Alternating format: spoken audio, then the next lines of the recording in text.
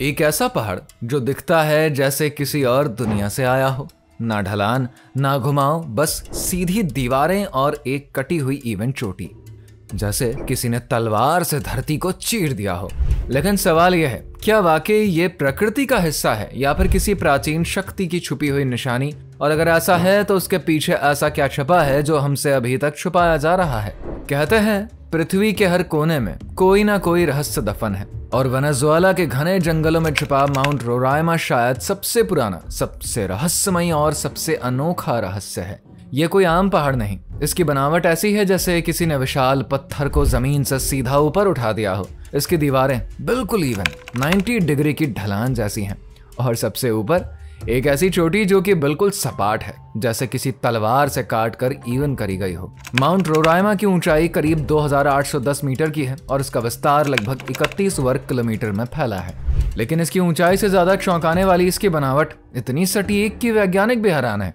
क्या वाकई प्रकृति इतने परफेक्शन से किसी पर्वत को शेप दे सकती है, या फिर यह किसी प्राचीन खो चुकी सभ्यता की कलाकारी है जिसका कोई एविडेंस नहीं बचा? इस पहाड़ को टेपुई भी कहा जाता है, जिसका मतलब होता है देवताओं का घर या फिर फ्लैट टॉप माउंटेन। साइंटिस्ट मानते हैं कि यह पर्वत करीब 2 अरब साल पुराना है, जब साउथ अमेरिका और अफ्रीका एक ही जमीन का हिस्सा थे। उस उम्र के लिहाज से यह धरती की सबसे पुरानी चट्टानों में से एक मानी जाती है। लेकिन इसके आकार, कटाव और सरफेस की बनावट आज भी जियोलॉजिस्ट के लिए पहेली है।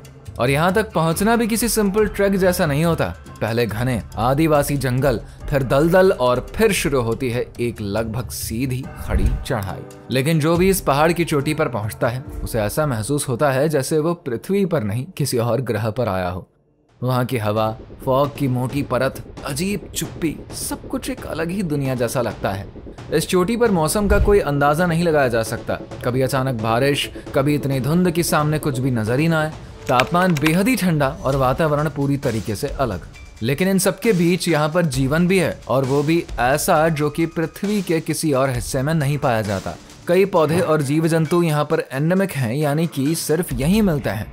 कुछ पौधों ने तो इंसेक्टिवोरस टेंडेंसीज तक विकसित कर ली हैं ताकि वो इस मुश्किल माहौल में जिंदा रह सके। लोकल पेमॉन और कैपॉन जनजातियां मानती हैं कि यह कोई आम पर्वत नहीं बल्कि एक विशाल पेड़ का ठूंठ है। वही पेड़ जो कि कभी पूरी धरती को फल देता था, लेकिन जब एक देवता ने उसे काटा तो बाढ़ आ गई और पृथ्वी की शक्ल बदल गई।